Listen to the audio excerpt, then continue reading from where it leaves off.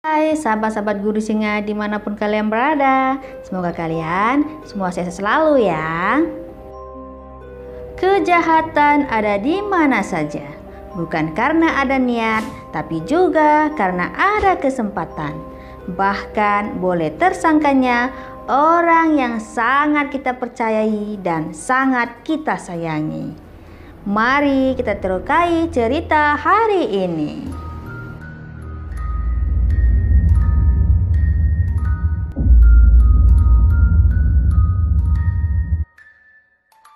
Kasus pembunuhan dan mutilasi oleh tersangka Prada Dery kepada kekasihnya Pera Oktaria. Prada Dery diketahui membunuh Pera Oktaria dilatar belakangi masalah asmara. Pasalnya, Prada Dery mencurigai korban telah menduakan cintanya. Kasus ini sempat menemui jalan buntu. Awalnya identitas dari mayat perempuan yang ditemukan dengan tangan termutilasi di kamar penginapan Sahabat Mulia nomor 06 di Jalan Simpang Hindoli, Kecamatan Sungai Lilin, Musi, Banyuasin, Sumatera Selatan mulai terkuak. Hal tersebut diketahui setelah adanya pihak keluarga yang merasa kehilangan anggota keluarganya mendatangi Rumah Sakit Bayangkara Palembang. Alhasil setelah dilakukan pencocokan DNA, diketahui jika korban merupakan Pera Oktaria 20 tahun, seorang pegawai minimarket Indomaret di Jalan Jenderal Sudirman, Kota Palembang, yang sudah hilang selama 3 hari. Kakak kandung korban bernama Putra 30 tahun tak bisa menahan kesedihan ketika mengetahui hasil tes DNA mayat termutilasi adalah adiknya. Menurut keterangan dokter forensik, jenazah tersebut secara ilmiah melalui pencocokan DNA memang memiliki kesamaan dengan ibu korban. Menurutnya, kabar hilangnya Pera terjadi sekitar pukul 22.30 WIB pada Selasa 7 Mei 2019. Saat itu, Putra kakak korban datang menjemput adiknya seperti biasanya. Menurutnya, sang adik tidak berada di Indomaret tempatnya bekerja. Saat ditanya kepada teman-temannya, mereka mengabarkan bahwa Pera telah pulang. Beberapa hari kemudian, berita kematian kasir minimarket tersebut heboh di dunia maya dan kawasan setempat. Polisi tidak berdiam diri dan terus melacak siapakah pembunuhnya. Sang kakak korban bernama Putra beserta keluarga merasa curiga dengan sang pacar Pera bernama Prada Dery. Karena korban pernah beberapa kali mengeluh soal perilaku Prada Dery yang suka mengancamnya dan bertindak kasar dengannya. Kepolisian mengendus keberadaan Prada Dery yang sempat kabur selama 1 bulan ke Pulau Jawa. Prada Dery 22 tahun terduga membunuh Pera Oktaria 20 tahun. Prada Dery kabur dari tempat latihan tanpa izin atau alasan selama beberapa hari. Kemudian pada 10 Mei 2019, mayat korban ditemukan dan muncul dugaan pelakunya adalah Prada Dery. Dari informasi yang diterima, Prada Dery menjalin hubungan asmara dengan korban sejak 4 tahun lalu. Hanya saja, Prada Dery sering berbuat kasar dan main tangan kepada korban. Hal ini diduga lantaran sandi ponsel milik Pera Oktaria berubah. Padahal sesuai perjanjian, password korban dengan Prada Dery harus sama, yaitu sesuai tanggal jadian. Murka lantaran tak bisa membuka ponsel sang kekasih, Prada Dery lantas membunuh dan memutilasi kekasihnya sendiri. Tak hanya 2 kekejian yang terungkap di sebuah penginapan itu, Prada Dery juga melakukan banyak hal yang sangat keji. Bahkan tim dokter forensik mengatakan adanya kekerasan di alat vital kekasih Prada Dery itu. Sungguh keji dan sangat sadis perbuatan Prada Dery ini. Padahal pendidikan Prada Dery dibiayai oleh Pera Oktaria, tapi Prada Dery tega memutilasi sang kekasih. 8 fakta tentang kasus mutilasi sang pacar ini. Yang pertama, kesaksian palsu Prada Dery. Pada awalnya penangkapan, Prada Dery berkali-kali memberikan kesaksian palsu. Prada Dery semula menyebut korban memaksa untuk segera dinikahi karena hamil. Akhirnya mengaku kalau ia tidak ingin diputuskan oleh Pera. Seperti diberitakan sebelumnya, Kabid Humas Polda Sumsel Kombes Pol Supriyadi mengatakan hasil visum tidak menunjukkan adanya bekas sperma ataupun tanda kehamilan di tubuh korban. Prada Dery mengatakan motif pembunuhan yang ia lakukan lantaran menduga sedang diselingkuhi oleh Pera sang kekasih. Fakta yang kedua, Prada Dery menjual motor korban dan membeli HP baru, makan jeruk dan merokok di samping jenazah Pera sang kekasih. Sepeda motor dan ponsel milik Pera Oktaria sudah diamankan Pondam 2 Sriwijaya. Dari informasi yang diperolehi, sepeda motor korban juga sudah dijual senilai 3 juta rupiah. Diduga hasil penjualan motor korban digunakan untuk membeli ponsel bekas saat di bus yang ditumpangi berhenti di Lampung dan ongkos Prada Dery kabur ke Serang, Banten. Menurut pengakuan terdakwa, sempat makan jeruk dan mengisap rokok di samping jenazah kekasihnya itu di dalam kamar sambil menonton TV. Memang tidak ada otaknya ya. Sedangkan tangan korban yang sudah dimutilasi itu diletakkan di atas kloset kamar mandi dan sudah dalam keadaan tewas. Sungguh sadis juga ini. Fakta ketiga, Prada Dery mempunyai wanita idaman lain bernama Shirley. Shirley Marlita perempuan mengaku pernah berpacaran dengan Prada Dery sejak kelas 1 SMA. Tapi Dery menghilangkan diri begitu saja tanpa ada kata putus. Lalu Dery tiba-tiba DM lewat Instagram minta nomor HP dan video callan. Terus Dery menjemput dan mengajak Shirley ke kos-kosannya, ujar Shirley pada saat persidangan. Shirley mengatakan bahwa niat Dery menjemputnya karena Prada Dery ingin curhat dengan dirinya. Shirley mengatakan bahwa saat bercerita ekspresinya gelisah dan mengatakan bahwa dirinya bermasalah di pusat pendidikan Batu Raja. Dengan mata yang berkaca-kaca, Shirley mengatakan pernah menginap di kosan terdakwa. Shirley mengatakan dalam persidangan, "Ya, saya tahu Prada Dery kos di situ selama 4 hari dan pernah menginap, tapi saya itu dalam keadaan tidak sadar. Tiba-tiba saya terbangun jam 3 pagi, kok saya sendirian di dalam kamar itu dan Prada Dery tidak ada. Saya dikunci dari luar dan tak bisa keluar sampai-sampai saya teriak minta tolong, bukain pintu. Kemudian ada tetangga yang menolong. Dirinya tak tahu di mana keberadaan Dery dan HP-nya telah dibawa lari oleh Prada Dery." Ternyata Prada Dery maling juga. Selanjutnya, Imelda, saksi ke-7 yang hadir di persidangan militer 104 memberikan kesaksian dalam persidangan.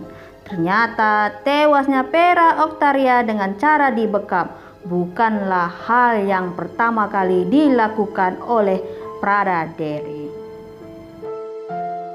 Imelda hadir ke persidangan itu dan memberi keterangan kepada auditor. Imelda mengatakan bahwa mengenal keduanya karena rumahnya sangat dekat dengan korban Pera Oktaria. Begini kata Imelda, "Saya tahu mereka berdua pacaran, Pak, karena Pera dekat dengan saya. Waktu itu hubungan mereka putus nyambung loh Pak. Bahkan waktu itu mereka sempat bertengkar di rumah Pera. Dan ada teriakan minta tolong, tolong, ujar Imelda saat memberikan keterangan. Mendengar suara tersebut, sontak Imelda langsung lari ke arah sumber suara tersebut dan melihat ternyata Prada Dery membekap Pera dengan posisi Dery di atas tubuh almarhum Pera, di atas kasur, tepatnya di ruang tengah rumah almarhum Pera. Melihat ada yang datang, Dery pun melepaskan bekapan itu langsung pergi begitu saja dan kabur. Fakta keempat, biaya sekolah Prada Dery dibayar Pera Octaria. Memang kurang ajar kali ini si Dery ini. Sudah dibiayain kok bunuh lagi dia. Shirley, sang mantan kekasih, mengatakan tak hanya mengakui hubungannya dengan Prada Dery, Shirley juga mengungkapkan fakta yang sangat mencengangkan di persidangan. Pasalnya, biaya sekolah Prada Dery dibayar oleh kekasihnya yang dibunuh dan sudah dimutilasi tersebut. Di hadapan Shirley, Prada Dery menyebut jika korban Pera Octaria berdasarkan cerita yang didengar Shirley, Prada Dery sangat kecewa karena sang korban tidak mau dikenalkan kepada orang tua terdakwa.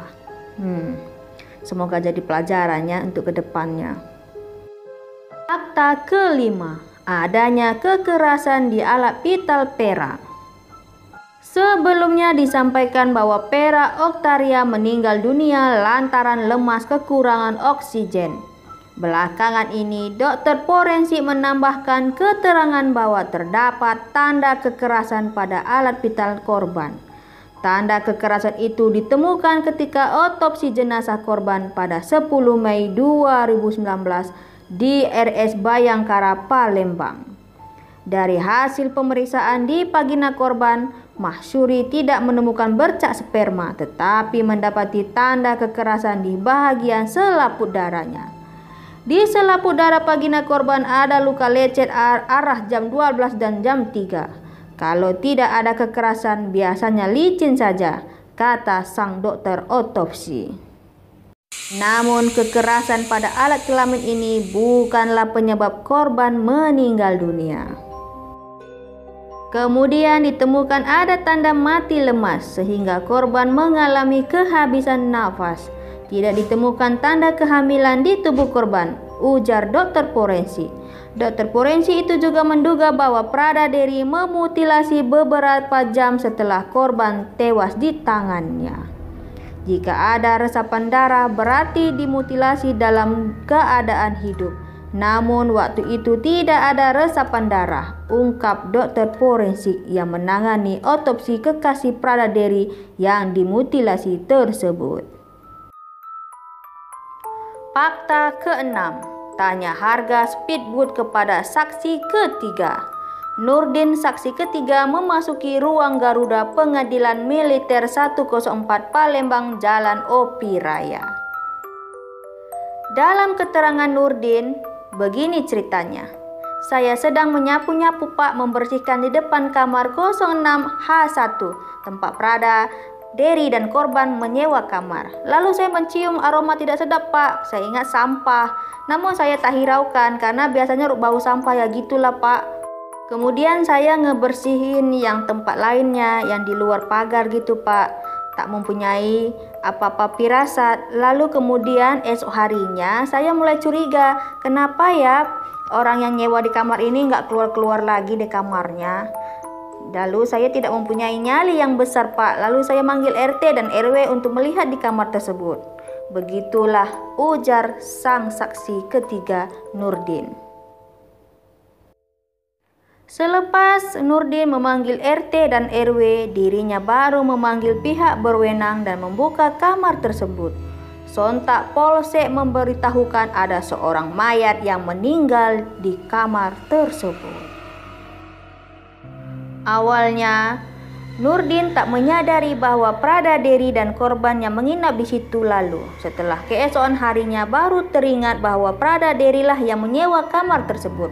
Sebelum penemuan mayat korban, terdakwa Prada Derry sempat ngobrol empat mata menanyakan harga speedboat ke Karang Agung.